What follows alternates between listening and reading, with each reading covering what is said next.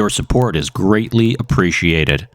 Please engage that like button, subscribe to the channel, and hit the notification bell for more content. This is Aberration Earth.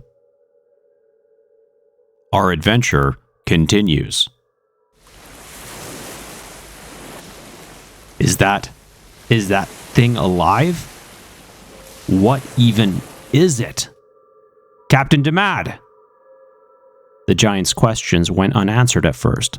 That was until he raised his voice loud enough to demand attention, calling him by his surname to emphasize the point. Jenker slowed and turned to answer, his face filled with extreme worry. Listen, friend. Old Father Kraken has decided to take umbrage with us for some reason. Portholes.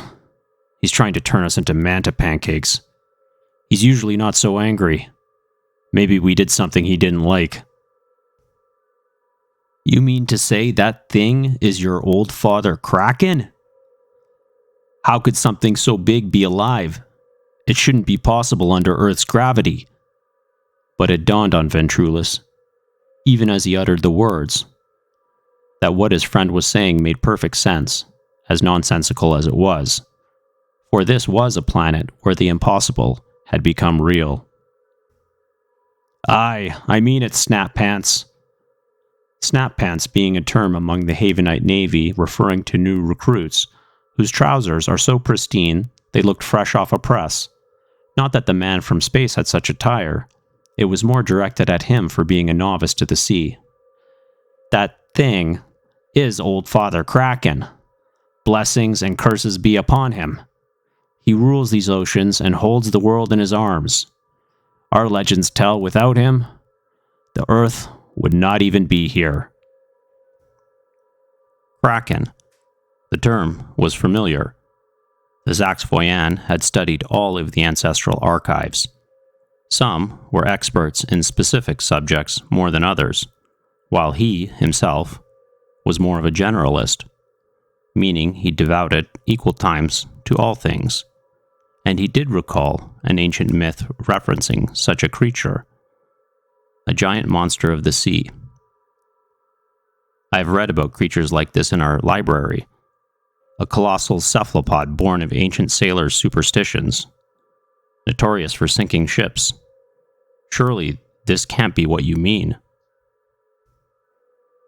I don't know about that, but Old Father is as real as you or me, and you better start believing, because he's coming after us regardless of what you think. Now let's get moving, Demad responded, with a hint of exasperation coming through his words. The urchin gull groaned under the shifting pressure of the ocean currents.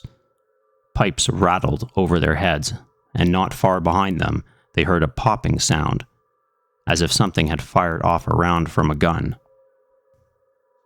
Turning back to look, Merrick could see thin streams of water sprinkling the hallway behind them.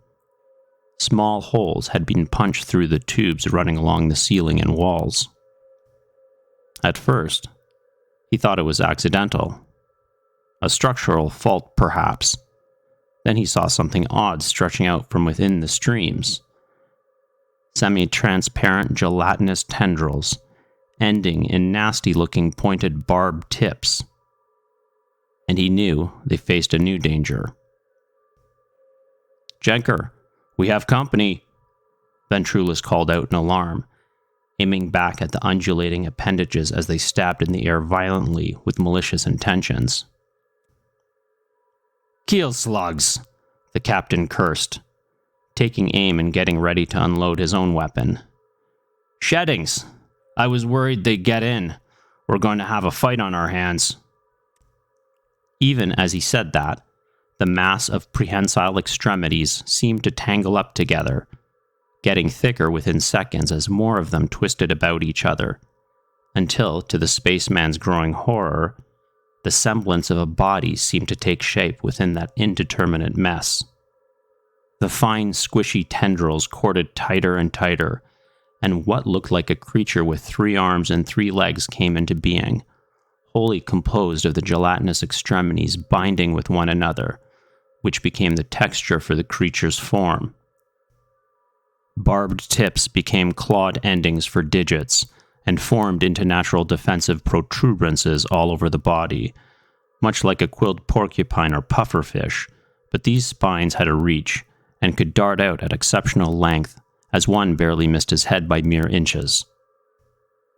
It had the semblance of a head, but it was featureless and had nothing like eyes, ears, or nostrils, though it did form a mockery for a mouth, filled with pointed ends from the tendrils that might have looked like teeth if not for the horrific barbed nature of them.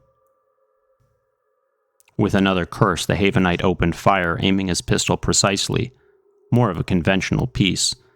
It unloaded an ammunition type the Zaxvoyan had never seen before, blowing apart the tentacle that had nearly lanced him, but not going far enough to hit the wall.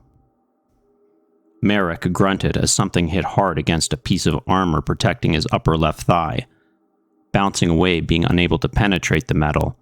The strike still stung from the force behind it, and would no doubt leave some nasty bruising later. He counted himself lucky, and unloaded his own sidearm.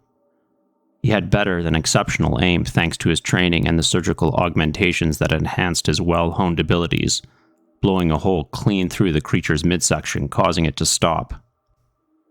It had no means of making any vocalizations, but the hundreds, or perhaps thousands, of gelatinous tendrils that it was composed of did produce eerie slurping sounds from the friction between each of the pieces as they constricted together. That haunting, wet noise increased in volume as the hole he had created in it began to slowly close itself up, the inner pieces of its body sliding tighter together, repairing its form with an alarming rapidity. "Come on!" Damad yelled at him as he tugged on his elbow to encourage him to follow, continuing what was now a retreat towards the command room, while the thing they had left behind had already started lumbering after them. And there ends this episode. Until next time, thanks for listening. Please engage the like button and subscribe to the channel for more content.